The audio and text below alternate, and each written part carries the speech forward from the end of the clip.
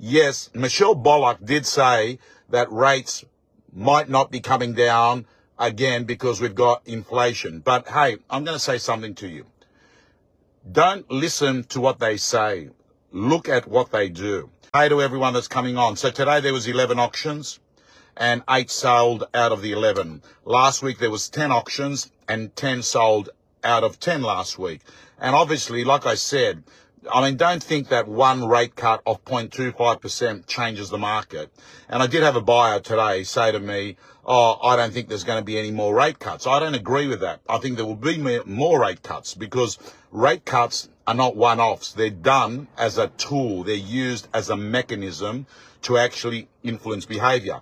And he said to me, yeah, but I can play you this video that the Reserve Bank Governor, Michelle Bullock, has turned around and said that don't think that there's going to be more rate cuts this year. There could be a rate cut next year. Thank you, Jared. So the bottom line is, yes, Michelle Bullock did say that rates might not be coming down again because we've got inflation. But hey, I'm going to say something to you. Don't listen to what they say. Look at what they do. You see, it would be stupid of Michelle Bullock to say, yes, we're going to start having rates dropping on a consistent basis. And I'll tell you why. It's going to be stupid because if she did, people would go off and spend money and then that would defeat the purpose. So they're conditioning us as a society. Same way that Dr. Lowe, who was the previous boss of the RBA, would say, rates are not going up. Rates are not going up. Borrow money, buy. He was scared during COVID that the whole place was going to collapse. So he wanted people to throw money, right? Like they were throwing money with their JobKeep, job, whatever. But what did they do? Rates went up 13 times, even though he said they're not going to go up. And she's saying, they're not going to go down, but they will, right? They've started the process and there's a lot of pain out there. So 8 out of 11, and I've got to say, I do think rates are going to continue to go down. I think now it's any day, any moment now, we are going to have an election announced. I can already see the social media ads on all the platforms from the two political parties, the Liberal and Labor. They have started to flow over the last 48 hours. And what's interesting, if you listen to what Dutton and Albo are saying, everything that they're talking about swinging the election to them is now moved to property. Albo was talking about interest rates and what he's done with them, that they're dropping. Dutton is talking about housing unaffordability and the fact that the average house is now $1 million and it's dearer to buy a property here than it is in pretty much every country in the world. So I've got to tell you that election expected any moment. So Malcolm Quinn is saying, barring a gaffe, the coalition is poised to win the election with its 50,000 superannuation policy. So let's talk about that for a moment.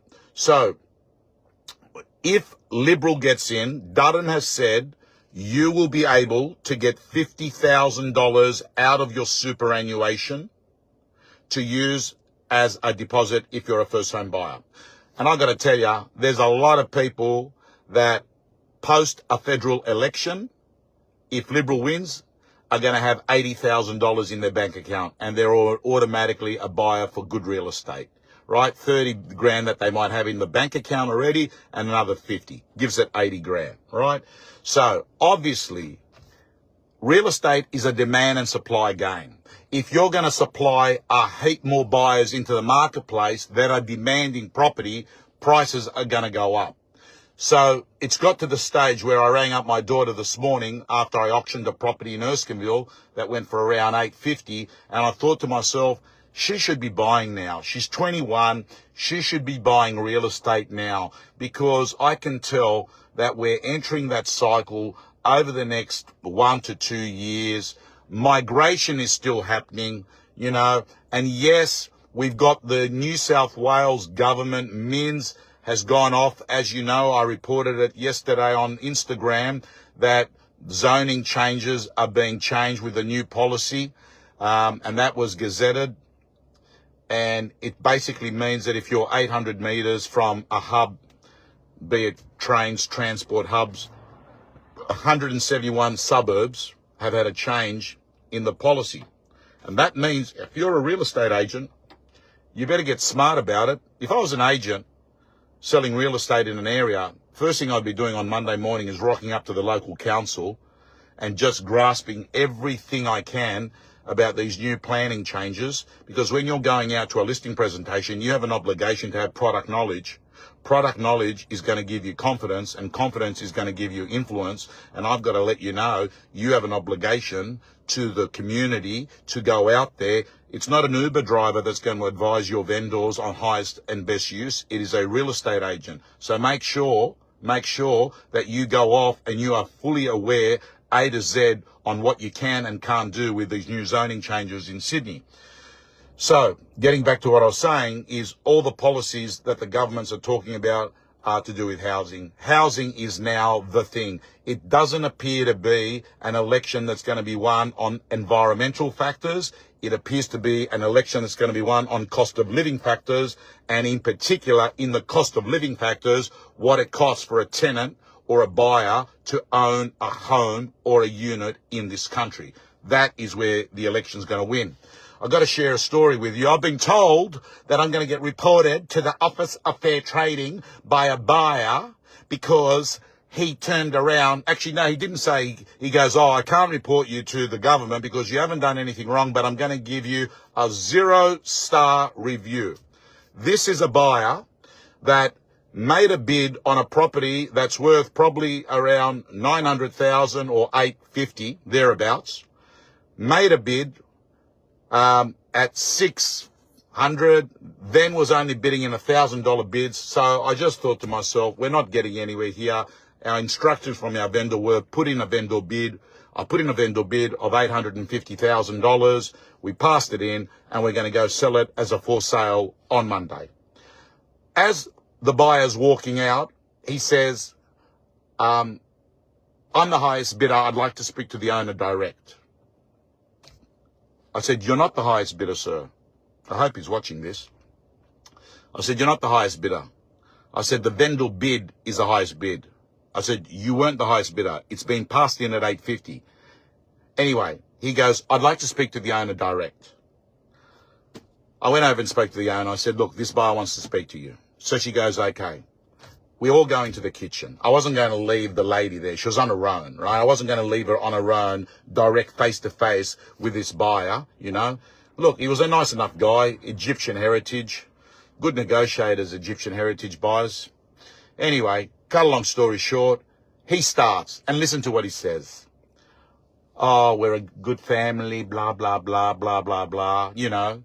And essentially trying to buy the property at a significantly discounted price.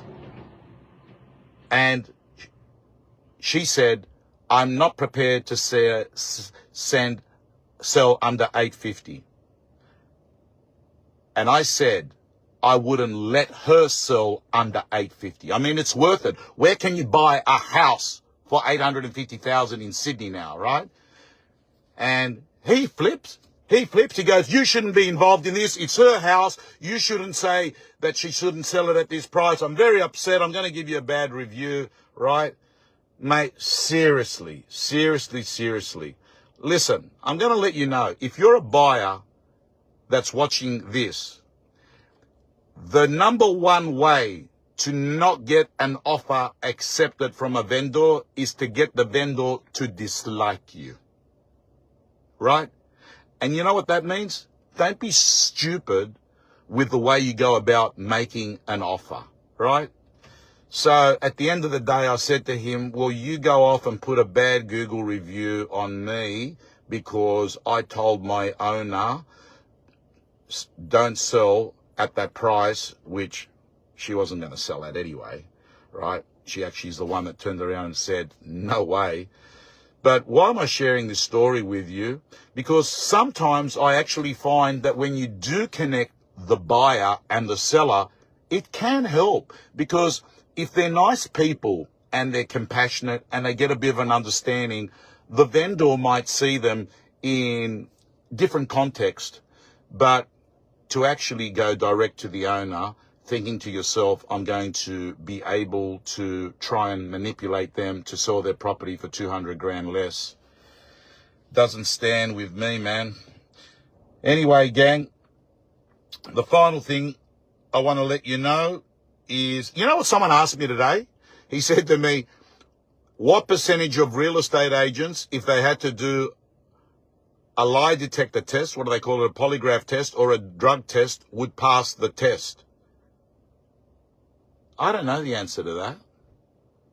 I really don't know. I'd love to get your views. What percentage of agents would pass a polygraph and drug test at a listing presentation? I'd like to know your answers below. But apart from that, ladies and gentlemen, all I can tell you is the good real estate agents that have adopted AI, and a lot of my real estate gym members now are using AI for vendor reports. They get their agent box and realestate.com report, put it in through AI, get an executive summary. And I've got to tell you, there are real estate agents who are putting vendors' social media accounts through psychometric testing on AI before they do a listing presentation, and they're being told this is the best way to actually present to these vendors. I think there have been three major revolutions in real estate. The first one, ladies and gentlemen, was franchises in the 80s. The second one was realestate.com, changing the industry. And the third one, I believe, is AI. And if you don't like change, you're going to hate extinction.